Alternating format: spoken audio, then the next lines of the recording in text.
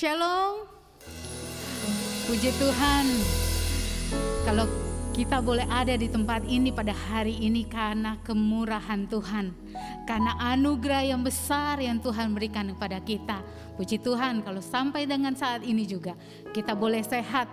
Meskipun pandemi yang masih ada, tapi puji Tuhan kita boleh sehat karena pertolongan daripada Tuhan.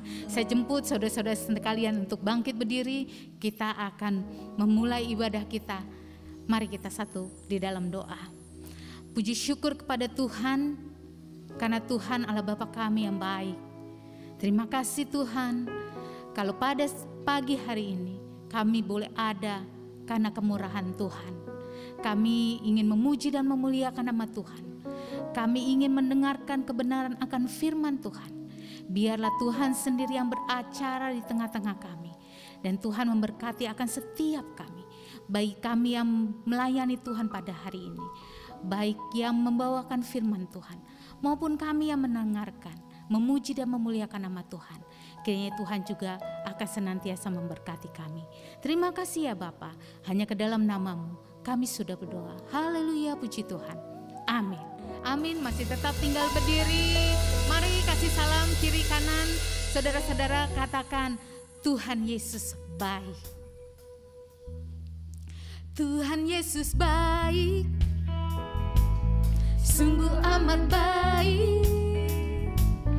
Untuk selama-lamanya Tuhan Yesus baik. Tuhan Yesus baik. Haleluya.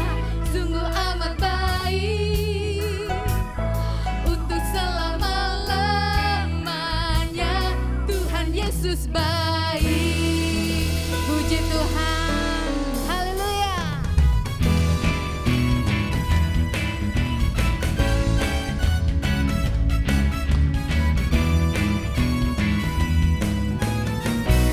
Mari katakan bersama. Tiada berkesudahan kasih setiamu Tuhan, selalu baru rahmat-Mu bagiku. Hari berganti hari, hari berganti hari, tetap kulihat kasih-Mu, tak pernah berakhir di hidupku. Katakan Tuhan Yesus baik, Yesus baik. Sungguh amat baik.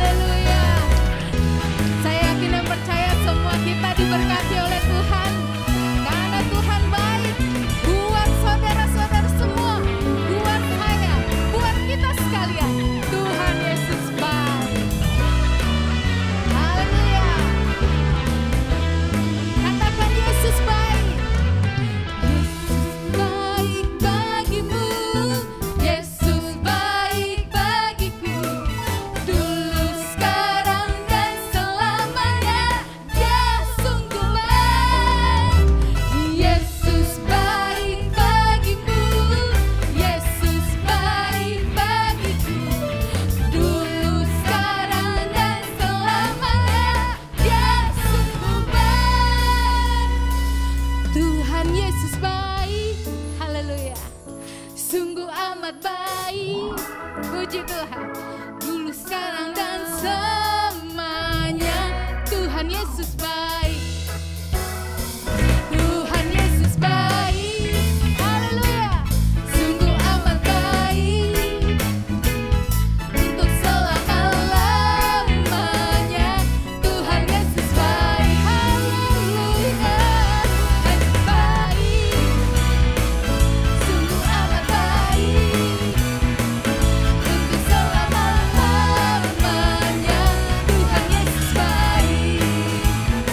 Tuhan Yesus baik, sungguh amat baik, untuk selama-lamanya Tuhan Yesus baik. Dari selama-lamanya, dari selama-lamanya sampai selama-lamanya, untuk selama-lamanya Tuhan Yesus baik. Haleluya, puji Tuhan. Silakan duduk jemaat sekalian. Kita akan masuk ke hadirat Tuhan. Terima kasih Tuhan. Terima kasih karena Tuhan begitu baik. Terima kasih kalau kami boleh ada sampai dengan saat ini. Itu semua karena anugerah daripada Tuhan. Terima kasih Tuhan. Haleluya. Haleluya. Syukur bagimu Tuhan. Kiranya kita boleh siapkan hati kita, pikiran kita terfokus pada Tuhan. Kita akan mendengarkan sebagian firman Tuhan. Biarlah firman Tuhan ini boleh menjadi pegangan hidup kita. Karena Tuhan Yesus sendiri yang begitu baik. Terima kasih Tuhan. Terima kasih. Terima kasih. Haleluya. Yesus. Bukan karena kekuatan kami, bukan karena kekayaan kami, bukan karena fasih lidah kami, tapi semua karena anugerah daripada Tuhan. Haleluya. Bukan karena kebaikanku, bukan karena fasih lidahku, bukan karena kekayaanku, ku dipilih, ku dipanggilnya, bukan karena kecakapanku, bukan karena baik rupaku, bukan karena kelebihanku, ku dipanggil, ku dipakainya. Bila aku dapat, itu karenanya. Bila aku punya, semua daripadanya. Semua karena anugerahnya diberikannya pada kita. Semua anugerah bagi kita bila kita diberikan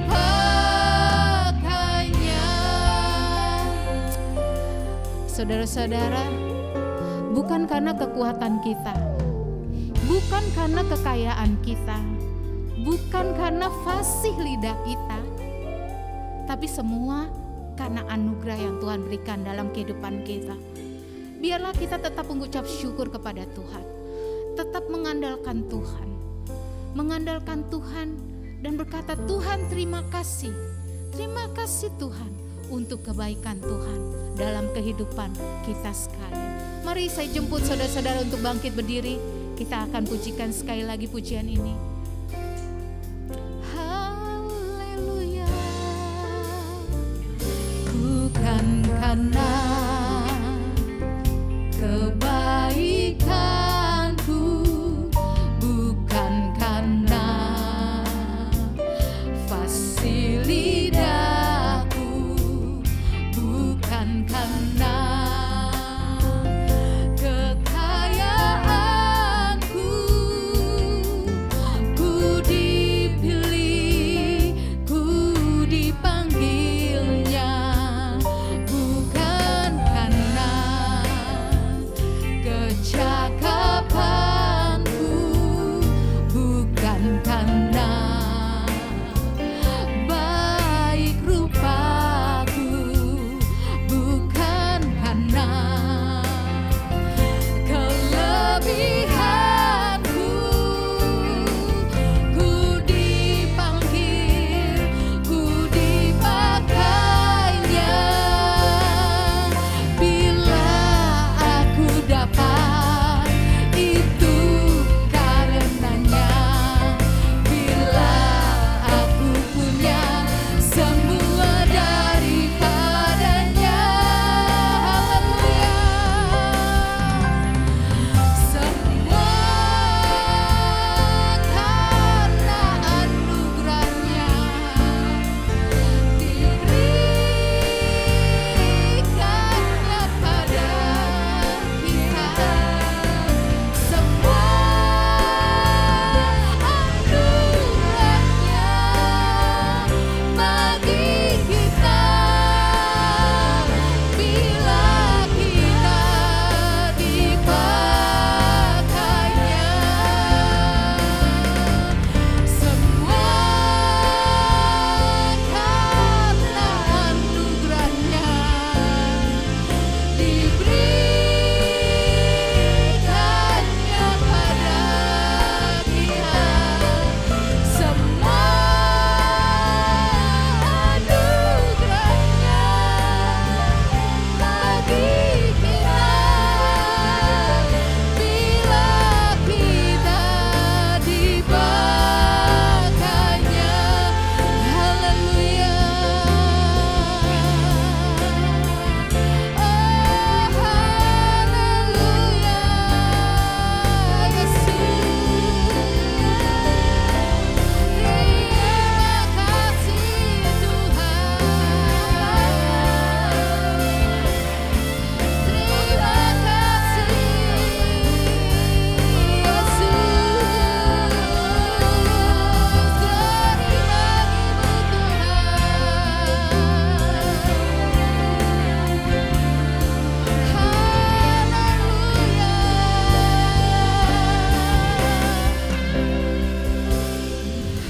Semua karena anugerahnya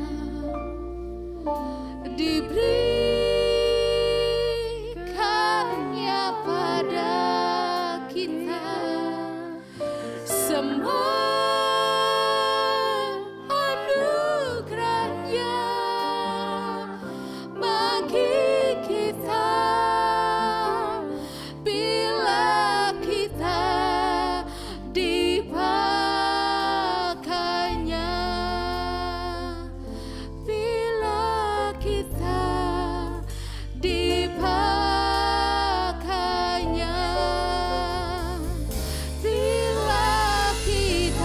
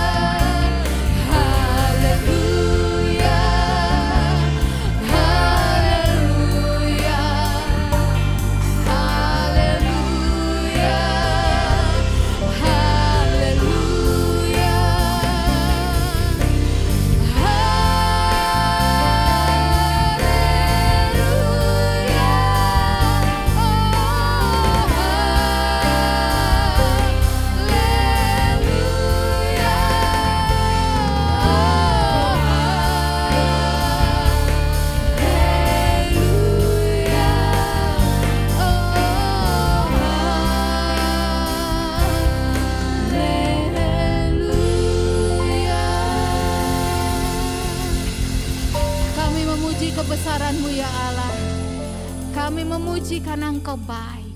Kami memuji karena begitu besar kebaikan Tuhan dalam kehidupan kami. Anugerah yang luar biasa Tuhan turunkan atas kami. Terima kasih Tuhan untuk puji-pujian yang sudah kami naikkan.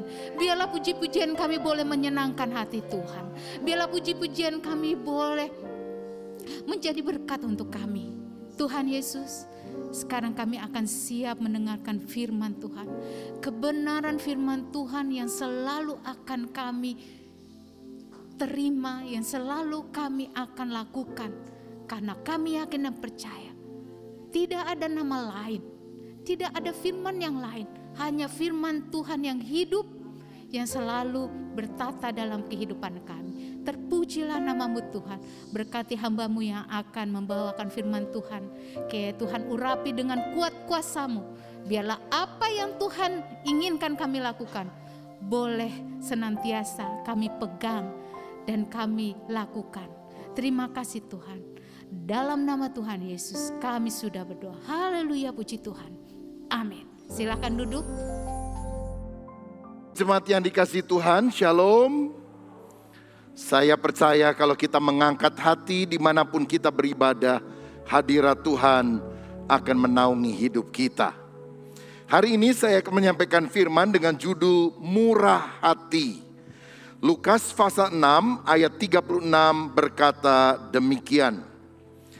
Hendaklah kamu murah hati, sama seperti Bapamu adalah murah hati.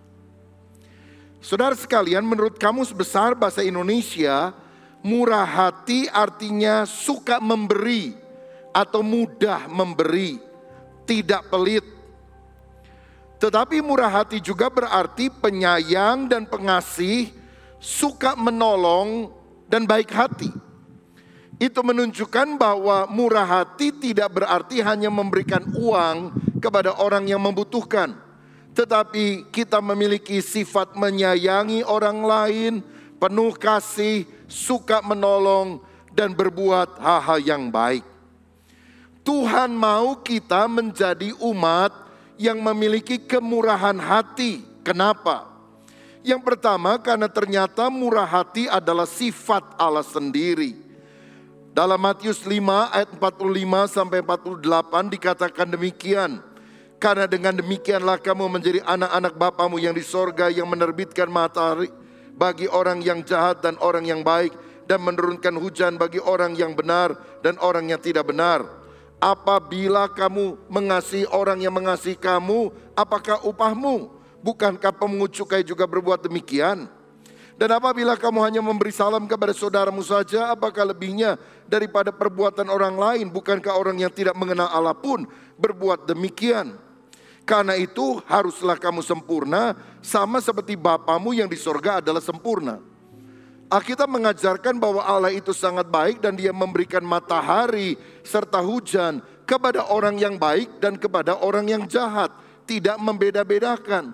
Sehingga kalau kita hanya memberi salam kepada orang yang baik kepada kita, kita hanya menolong orang yang memang kita ada hubungan dekat dengan dia dan dia mengasihi kita, apa lebihnya kita dari orang yang tidak mengenal Tuhan?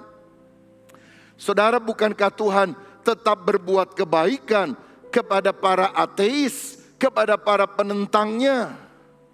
Di dunia ini ada 3 konsep hidup. Yang pertama, konsep hidup iblis. Balas yang baik dengan yang jahat. Air susu dibalas dengan air tuba, itu setan. Tapi yang kedua, balas yang baik dengan baik, balas yang jahat dengan jahat. Itu konsep hidup manusia. Tapi Tuhan ingin agar kita punya konsep hidup ketiga. Jangan kamu kalah terhadap kejahatan, tapi kalahkanlah kejahatan dengan kebaikan. Dan wujudnya adalah bermurah hati kepada orang lain, sama seperti Bapa di sorga yang adalah murah hati. Yang kedua, mengapa Tuhan ingin agar kita menjadi orang yang murah hati? Karena ternyata murah hati adalah buah roh. Buah roh adalah kasih, sukacita, damai sejahtera, kemudian kemurahan. Buah roh adalah karakter orang yang telah diperbaharui oleh Roh Kudus ketika kita percaya kepada Yesus Kristus. Ini sebetulnya bukan sifat pembawaan asli atau awal kita.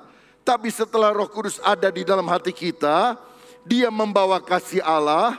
Dan salah satu wujud kasih adalah murah hati. Karena 1 Korintus 13 berkata kasih itu murah hati. Berarti kalau kita penuh dengan Roh Kudus, cirinya adalah murah hati, tidak suka mendendam, tidak memiliki kepahitan. Tetapi sebaliknya kalau kita merasa diri kita orang Kristen yang penuh Roh Kudus apalagi, tapi suka marah, dendam, jengkel sama orang lain. Bukan Roh Kudus, mungkin roh jahat yang sedang menguasai kita. Sebab buah roh itu adalah kemurahan hati. Saudara-saudara, Alkitab mengajarkan kepada kita bahwa kemurahan hati itu pertama-tama kita bisa lihat di dalam diri Allah sendiri. Karena Tuhan itu murah hati kepada kita, maka kita tidak menerima apa yang seharusnya kita terima, yaitu hukuman. Dan karena Allah itu murah hati, maka kita menerima apa yang seharusnya tidak kita terima, yaitu keselamatan. Mestinya kan kita orang berdosa dihukum, tapi Tuhan mengampuni dosa kita sehingga kita tidak dibinasakan di neraka. Mestinya kan kita orang berdosa tidak menerima keselamatan, tapi Tuhan memberikan sebagai anugerah kasih karunia, artinya pemberian kepada orang yang sebetulnya tidak layak untuk menerimanya. Dan kalau kita menerima keselamatan, itu semata-mata karena kemurahan hati Tuhan, kebaikan Tuhan, dan bukan karena jasa-jasa kita umat manusia. Alkitab menunjukkan bahwa Yesus telah mati bagi kita ketika kita masih berdosa. Roma 5 ayat 8. Belum bertobat, belum suci, belum melakukan apapun yang merupakan kehendak Allah. Yesus mengambil inisiatif mati di kayu salib. Kemudian Allah mengampuni dosa-dosa kita, yaitu kita yang percaya kepada Yesus. Allah juga membenarkan kita di dalam Kristus. Lagi pula Allah mengangkat kita menjadi anaknya. Ini lebih luar biasa lagi. Kita diadopsi menjadi anak Allah. Saya mau bilang begini, seorang hakim yang menjatuhkan vonis atau keputusan, kamu tidak bersalah. Tidak seharusnya hakim itu kemudian berkata, dan saya juga menyatakan, mulai hari ini saya mengangkat kamu menjadi anak saya dan kamu akan mewarisi seluruh harta milik saya. Menyatakan orang itu benar adalah satu hal, tetapi tidak serta-merta dan tidak harus, bahkan mungkin gak ada hakim yang menyatakan kepada terdakwa, kamu bebas, kamu benar, lalu ditambah, kamu sekarang jadi anak saya. Gak ada, saudara. Hanya Allah yang melakukan itu. Karena kasih dan kemurahan hatinya, kita dibebaskan dari hukuman api neraka aja. Aduh, itu luar biasa anugerahnya. Kok mau-maunya Tuhan mengangkat kita menjadi anaknya, sehingga kita disebut sebagai anak yang bisa memanggil Dia sebagai Bapa. Ada keintiman. Inilah kemurahan hati Tuhan. Kalau Tuhan lihat salahnya kita, kita masuk neraka semuanya, saudara. Tapi karena Dia murah hati, Dia meluputkan kita dari hukuman dan memberikan kehidupan yang kekal. Karenanya kita harus mencontoh sifat Allah ini. Siapa tokoh di dalam perjanjian lama yang kita bisa tiru teladannya dalam kemurahan hati? Salah satunya adalah Daud, saudara. Ketika Daud menjadi raja, dia bertanya kepada para pengawalnya, kamu tahu nggak masih ada keturunan Raja Saul nggak yang hidup? Mungkin pengawalnya pikir, wah, gawat nih, jangan-jangan Daud akan membantai, membunuh semua keturunan Raja Saul. Karena Saul itu kan raja yang pernah berkali-kali mencoba membunuh Daud. Jangan-jangan balas dendam nih.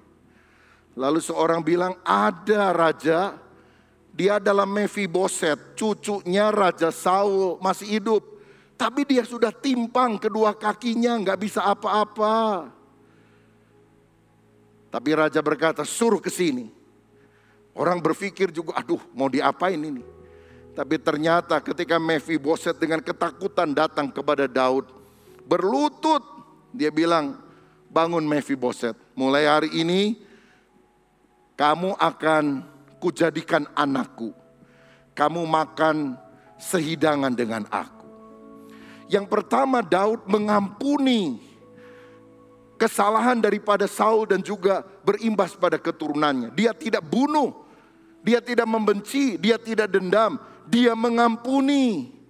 Bukankah ini ciri dari kemurahan hati? Yang kedua, dia menjadikan Mephiboset sebagai anaknya yang boleh makan sehidangan dengan anak-anak raja yang lain, anak-anaknya Daud.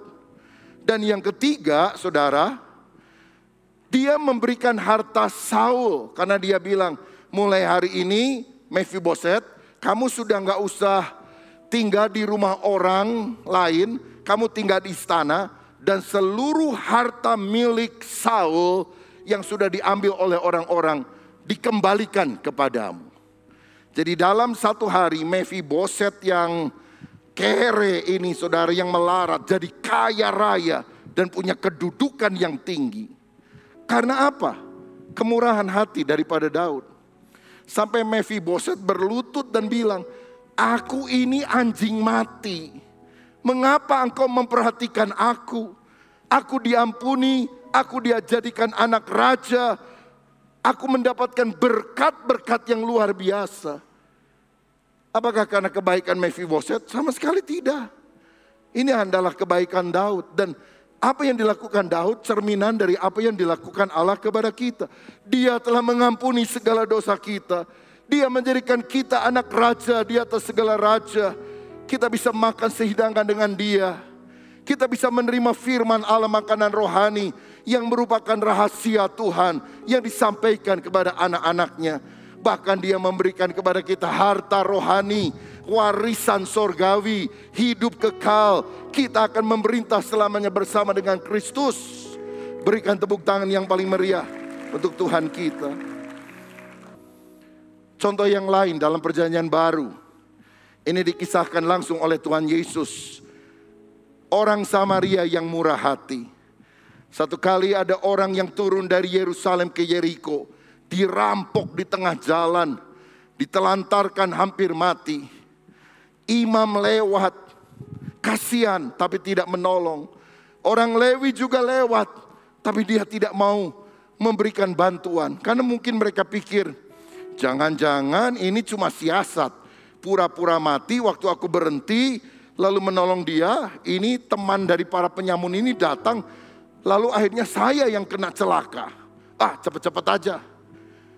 Kalau imam mikir gini, loh saya kan mesti tugas di bait suci. Dan menurut hukum Taurat, orang yang memegang mayat itu najis, tidak boleh pelayanan di bait suci. Lah saya kan sudah siap pelayanan, nanti najis, gak boleh pelayanan. Udah tinggalin saja. Tapi Yesus memberikan contoh ketiga, orang Samaria yang murah hati. Orang Samaria itu diremehkan sama orang Yahudi, saudara. Dan hubungan mereka juga gak rukun.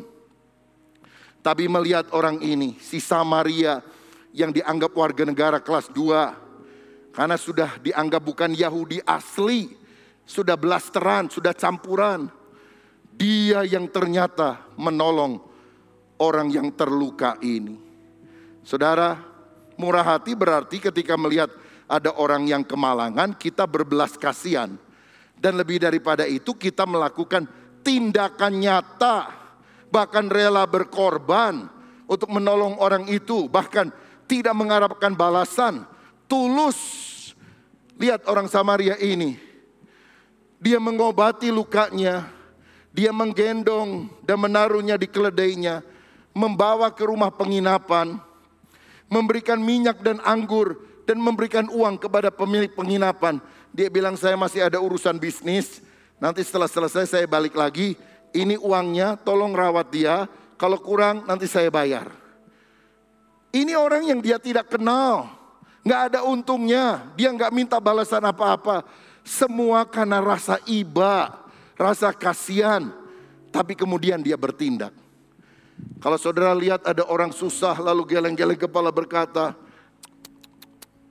cek cek cek cek cek, kasihan sekali, kasihan sekali. Tapi kita nggak menolong. Buat apa saudara? 1 Yohanes 3 ayat 17-18 berkata, barang siapa mempunyai harta duniawi dan melihat saudaranya menderita kekurangan, tetapi menutup pintu hatinya terhadap saudaranya itu, bagaimanakah kasih Allah dapat tetap di dalam dirinya? Anak-anakku, marilah kita mengasihi bukan dengan perkataan atau dengan lidah, tetapi dengan perbuatan dan dalam kebenaran.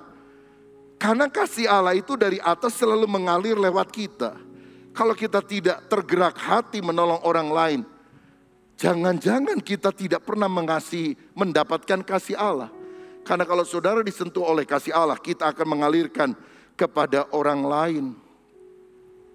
Saya ingat di Jakarta ada bapak-bapak yang hampir tiap hari bawa besi, tongkat besi saudara, yang di bawahnya itu ada magnet.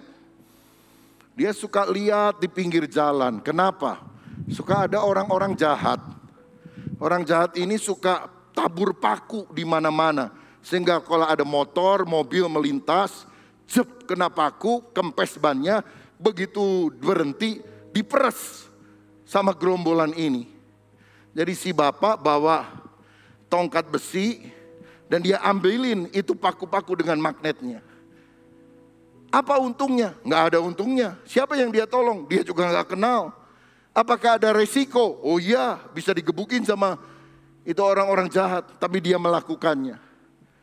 Saudara, bukankah ini bukti kemurahan hati yang nyata? Ada seorang pemuda yang jalan-jalan di pinggir pantai, kemudian dia lihat ada banyak sekali binatang laut yang dikenal dengan nama bintang laut, ya. Lalu dia ambil bintang laut, yang pertama dia lempar ke dalam air, bintang laut yang kedua dia lempar ke dalam air. Oh saudara, banyak sekali bintang lautnya. Dan seorang teman yang menyertai dia bilang, ngapain kamu lempar itu? Kasihan kalau lama-lama di pasir kan mati, dia kan perlu air, udahlah saya lempar aja. Ah percuma, ini kan ribuan ini bintang laut yang lagi terdampar, kamu cuma lempar beberapa kan apa gunanya? Dia bilang, memang aku gak bisa tolong ribuan, tapi setidaknya yang satu ini aku bisa tolong. Yang satu lainnya aku bisa tolong. Saudara, kita gak bisa menolong orang di seluruh dunia, tapi orang yang ada dalam lingkungan kita yang terdekat. Keluarga kita, teman-teman kita, orang yang ada di sekitar kita. Bukankah kita bisa membuat perbedaan dalam hidup mereka kalau kita berempati dan peduli kepada mereka? Ada beberapa bentuk praktis kemurahan hati yang saya rasa kita perlu lakukan. Misalnya, kalau saudara melihat tetangga saudara, khususnya orang tua yang sedang kerepotan, misalnya dia baru pulang dari pasar kah atau dari kendaraan dan dia harus angkat-angkat padahal badannya kecil, sudah tua. Mengapa kita tidak menghentikan langkah dan kemudian berpaling dari kesibukan kita dan berkata, Nek, saya yang tolong, saya yang tolong. Dan saudara yang mengangkatkan barang-barangnya ke rumahnya. Nggak usah minta balasan apa-apa karena memang itu bukan motivasi kita. Kita adalah manusia yang harus saling tolong-menolong. Kelihatannya sederhana, tapi itu adalah bentuk kemurahan hati yang Tuhan ingin agar kita lakukan. Kalau saudara punya teman dan mungkin saudara dengar dia lagi ada masalah, bagaimana kalau kita telepon, just say hello. Mudah-mudahan kalau dia terbuka hati mau ngomong, kita bisa memberikan beberapa masukan. Atau mungkin ada teman yang perlu kita untuk curhat. Kita mungkin banyak kesibukan, tapi saudara bermurah hatilah. Berikan waktu saudara duduk, mungkin sambil ngopi, mendengarkan keluh kesahnya. Dan saudara memberikan sedikit masukan. Jangan lupa menutupnya di dalam doa. Karena waktu kita berdoa, Tuhan Yesus sendiri akan hadir dan memberikan jalan keluar. Saudaraku, bersikaplah baik kepada orang-orang yang belum kita kenal. Orang asing maksudnya. Misalnya kita lagi di kerumunan orang atau di mana, di tempat tertentu. Lalu kemudian kita mesti antri. ya kita antri, jangan nyelonong-nyelonong. Walaupun kita nggak kenal semua orang. Orang Indonesia itu kadang-kadang kurang sabar ngantri, saudara. Jadi kalau misalnya di Singapura atau di Eropa gitu ya, suka gitu, wah dimarah-marahin sama orang, suruh mundur. Wah, jadi waktu ditanya, are you Indonesian? Ya beberapa orang bilang, no, I'm Filipin katanya. Karena kan mirip-mirip orang Filipin, karena orang Filipin rupanya agak lebih tertib barangkali dengan orang Indonesia. Nah salah satu taktiknya nih, kalau ngantrinya panjang, dia suruh anaknya yang masih kecil, kamu ke depan dulu ya, 5 langkah. Anaknya kan jalan 5 langkah. Ibunya kemudian ikut. Oh kamu ada di sini ya, nah ya udah dah, mama temenin. Jadi dia lebih depan, saudara. Ini akal bulusnya ada aja ini. Mudah-mudahan kita tidak seperti itu. Mari kita bersikap baik pada orang asing, orang lain, antri, bersikap ramah, tidak marah-marah. Beri komentar positif di sosial media. Kalau misalnya saudara pesan apa itu, Gojek misalnya, Go-Kart. Apakah saudara memberi bintang yang bagus kepada pengemudinya setelah kita turun? Bintang 5 misalnya. Atau nyebelin bintang 1 aja, lalu saudara komen panjang-panjang. Dan besoknya orang itu dipecat dari pekerjaannya. Pada sekarang ini susah sekali cari pekerjaan. Apakah kita sampai hati berbuat jahat kepada orang lain hanya dengan komen kita? Beberapa minggu yang lalu Microsoft, sebuah perusahaan di Amerika Serikat dalam bidang sosial media, internet dan sebagainya, memberikan sebuah hasil daripada data penelitian. Dan dari data itu ditunjukkan bahwa dalam penelitian mereka netizen yang dianggap paling tidak sopan di dunia, salah satunya dari Indonesia. Wah marah netizen Indonesia. Kolom komentar di Microsoft, waduh dimaki-maki. Sampai akhirnya ditutup itu kolom komentar, saudara. Dan memang membuktikan netizen Indonesia tampaknya paling tidak sopan ini. Kata-kata kebencian, kutukan, dan sebagainya. Bagaimana bangsa kita bisa maju dan dihargai kalau mentalitas masyarakat seperti itu. Karena itu Presiden Joko Widodo berkata, perlu revolusi mental. Dan saya berkata, perlu perubahan yang dikerjakan oleh karya Roh Kudus. Kalau orang sungguh bertobat dan percaya kepada Yesus, sehingga kemurahan hati nampak. Hal lain apa yang sederhana yang kita bisa lakukan supaya pulang dari ibadah secara praktis kita bisa melakukannya.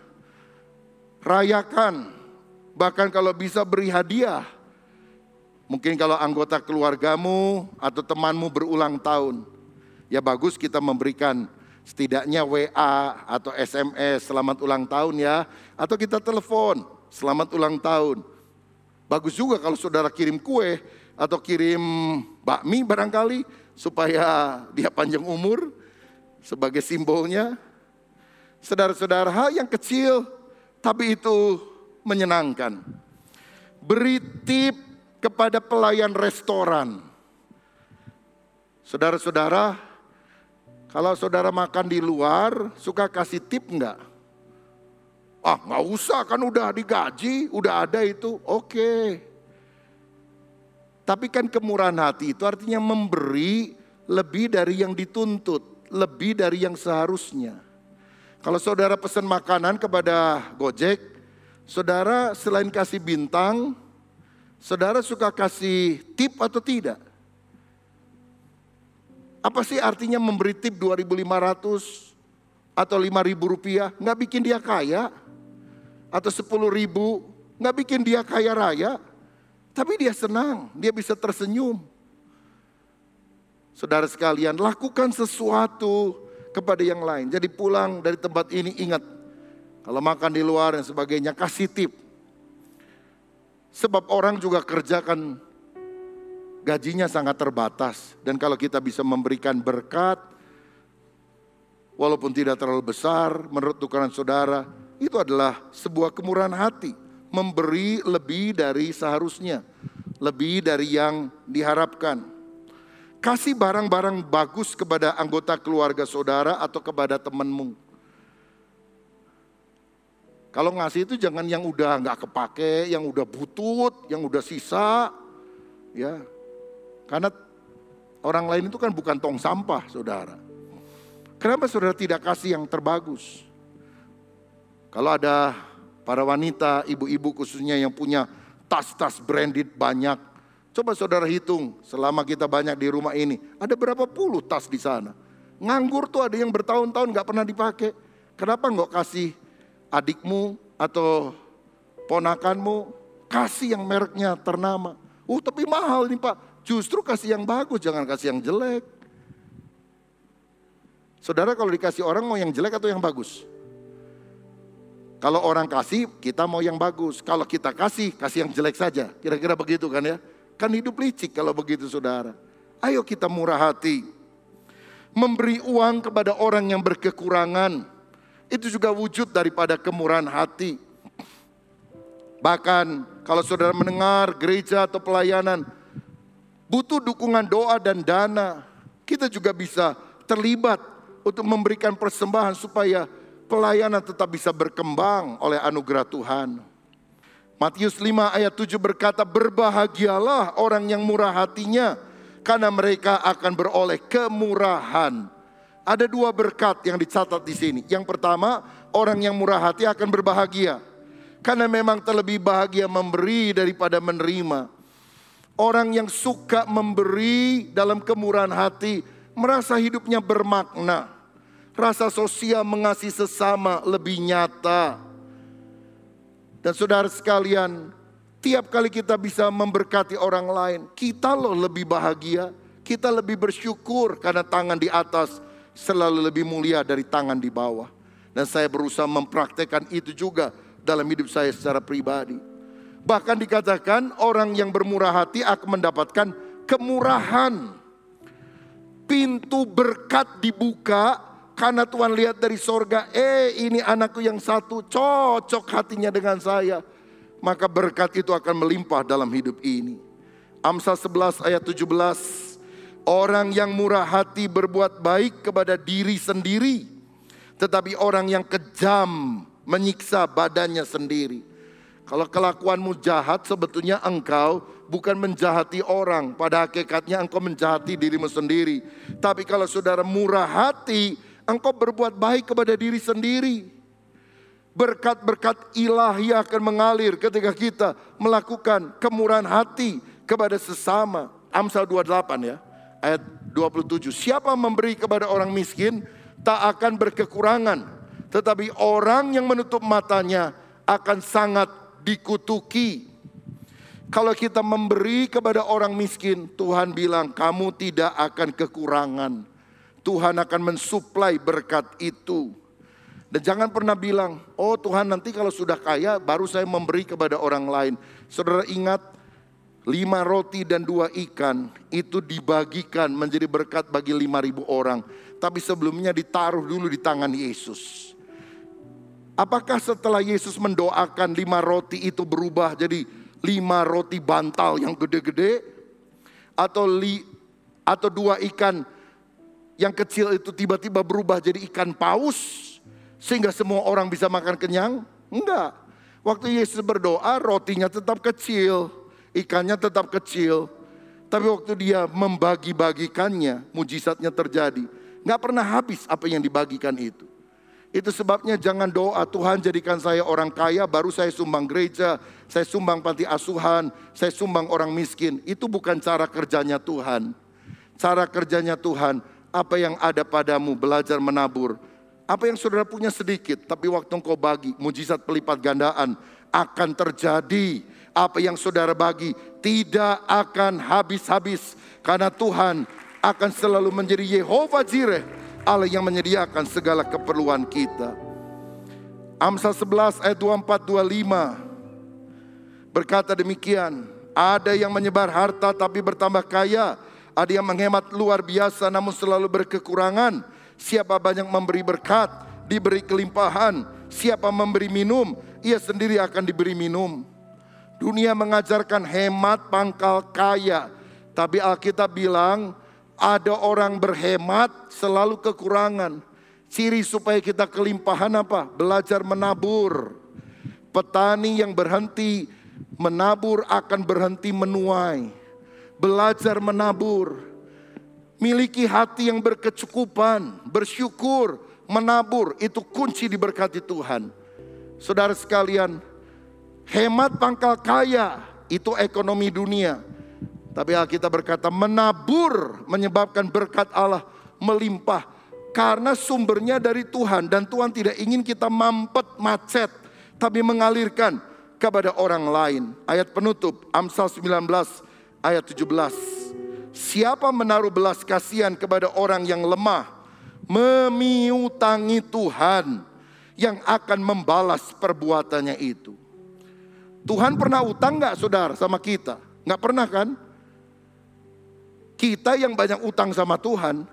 Tapi Alkitab bilang kalau engkau memperhatikan orang lemah, engkau seakan-akan kasih pinjam sama Tuhan. Dan kalau saudara memiutangi Tuhan, Tuhan bayarnya gak lama-lama.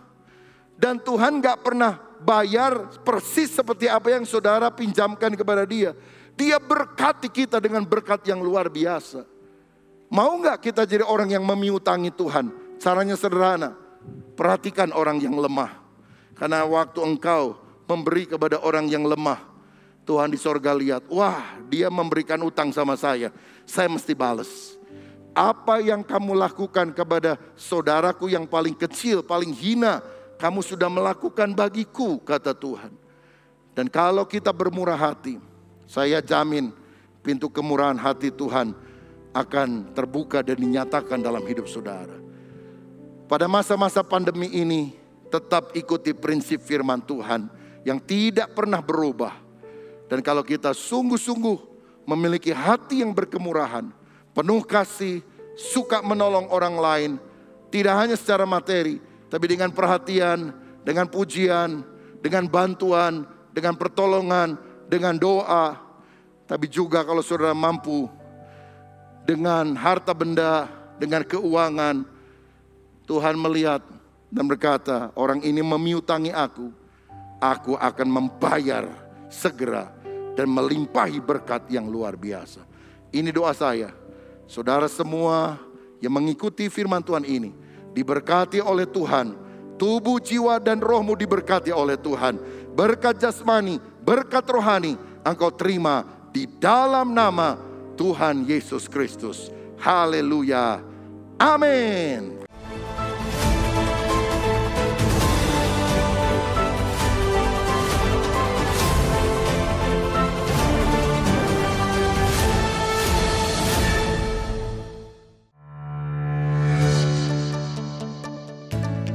Shalom, saya mengundang saudara untuk mengikuti doa pagi setiap hari Senin sampai Jumat di YouTube GBI Battle. Dan saya sedang membahas eksposisi Injil Yohanes ayat per ayat. Mulailah 30 menit setiap hari bersama dengan Tuhan agar lawatan dan berkat Allah mengalir. Tapi kalau Sabtu mulainya jam 6 pagi. Mari kita berdoa bersama agar lawatan Tuhan terjadi. Shalom jemaat Tuhan, kita bersyukur karena kita mendapat kesempatan selama 30 hari mulai tanggal 23 Maret sampai 22 April 2023 bersama-sama terlibat dalam doa dan puasa raya. Ada 4 jenis puasa yang akan kita lakukan. Pertama, puasa 1 hari, tidak makan dan tidak minum. Saudara bisa melakukannya dari pukul 19 sore hari sampai dengan keesokan hari pukul 18. Yang kedua, puasa setengah hari, tidak makan dan tidak minum. Saudara dapat melakukannya dari pukul 16 sampai dengan pukul 13 keesokan hari. Yang ketiga, puasa 1 hari, tidak makan tetapi minum air putih secukupnya. Saudara dapat melakukannya dari pukul 19 sampai dengan pukul 18 keesokan harinya. Yang keempat, puasa terbatas, berpantang terhadap makanan tertentu, makanan enak. Ini kita dapat lakukan sepanjang 30 hari sepenuh waktu. Mari bergabung dalam gerakan doa puasa raya ini. Tuhan Yesus memberkati. Shalom.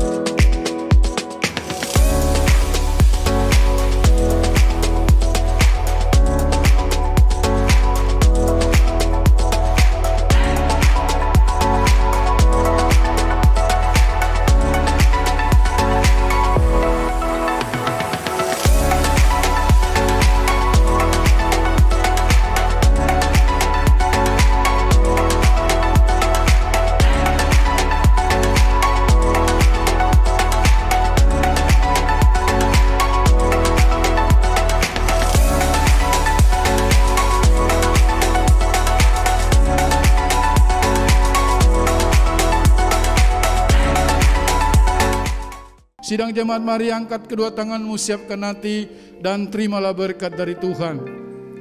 Tuhan memberkati rumah tanggamu, Tuhan memberkati pekerjaanmu, Tuhan memberkati keuanganmu, Tuhan memberkati kesehatanmu. Sekarang pulanglah, terimalah berkat daripada Allah Bapa, cinta kasih dalam Tuhan Yesus Kristus, serta melalui persekutuan yang indah dalam kuat kuasa Roh Kudus, tinggal tetap menyertai kita mulai siang hari ini sampai Maranatha. Yesus Kristus datang pada kali yang kedua, menjemput kita di awan-awan yang permai. Yang percaya dan sudah diberkati Tuhan, mari katakan bersama, amin.